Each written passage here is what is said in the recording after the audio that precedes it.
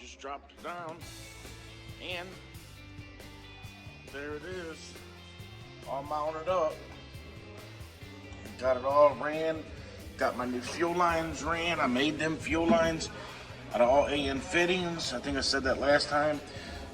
Got the fuel pressure regulator mounted. I'm waiting to get them to 3 adapter pieces for the AN lines to go on there. You see the blue capture on there. A couple dumb things. But really, other than that, it's just those 3 fittings and the 2 clamps for the bung, the oxygen sensor bung. And honestly, I think that's about all to make it fire up for right now. But I'm gonna lock the distributor out and let the sniper unit do all the timing and stuff with that. But I gotta buy a part for that, so I won't be able to do that right now. But apparently it still run fine and stuff the way it is now. It just, I'd rather have the sniper kit control the timing, let it do its thing, and get optimal performance out of this thing from what everybody else is saying and I'm reading online.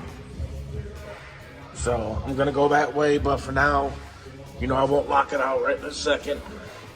And then one kind of crappy thing is that I bought a Dakota Digital fan controller, Dakota Digital Gauges fan controller. I was wanting to match all my Dakota Digital Gauges stuff. Well, this sniper kit, this stealth sniper kit I got here, controls the fans. It's got all fan controllers and stuff in there too. So luckily for me, I'm not within the 90 days of taking a Dakota Digital Gauges fan controller back. So I'm just gonna take that back, because that's literally like $250 worth of wasted money when that sniper kit can do the exact same thing, if not better, because it'll idle up the, it will actually idle up the motor whenever the AC kicks on and all that, and it'll turn one fan on when AC's not on, and then the other fan, when AC kicks on, the other fan will kick on. So that's what I'm gonna do. I'm gonna wire that up. And I think I'm going to do all that today. I'm going to yank that Dakota Digital controller box out and send it back tomorrow. Or actually Monday. Today's Saturday. But everything else is pretty much ready other than that. That won't be nothing to do. That's the plug for that right there. To control the fans and all that stuff. So that's a big plus. I got my new pulley on. My buddy thinks that it's got a lot more tension than the other one, so let's hope. Because if that pulley don't work and help this belt from coming back, I got a bigger problem. I also need to get a new linkage bracket, because that linkage bracket is way off. So if anybody knows of like a really nice black linkage bracket that'll work for all this, please let me know. I'm definitely interested in that.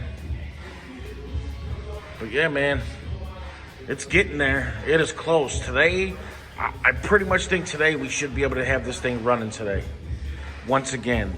And if it gets running today, I think I'm gonna go ahead and just take it around the block a couple times, see how it drives, see how everything's acting.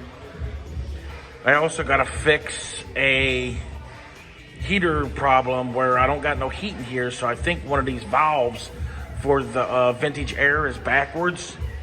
I'm thinking that's what happened, is that my buddy may have installed it backwards. I don't know just yet. I'll find out if that's what the problem is. But that's pretty much really the only problem I could have.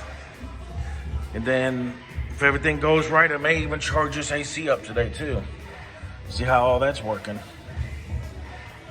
I like to get this thing buttoned up this weekend and be able to start cruising it and taking it on some shows and driving it. But yeah, man, let me know what you guys think. If I'm doing an okay job or what. She is close. She is super close now. Put a lot of work in last night. Past 2 days, we put a lot of work in. Stayed up till 1:30, 2 o'clock in the morning each night. Right, man, I'll give you guys another video once it's going. Thanks. Keep watching. at this. I got all brand new AN lines in here. I know you can't really see that well, it's kind of dark under here. I tried to turn on the flash, but it wouldn't work for some reason. That's being dumb. But all new AN lines are ran. I ran them all in here to all through the factory locations where the factory had them all. Come up. Still went up to the factory location. I don't know if you can see that. See them up there. It's all on the factory locations too. Right through there.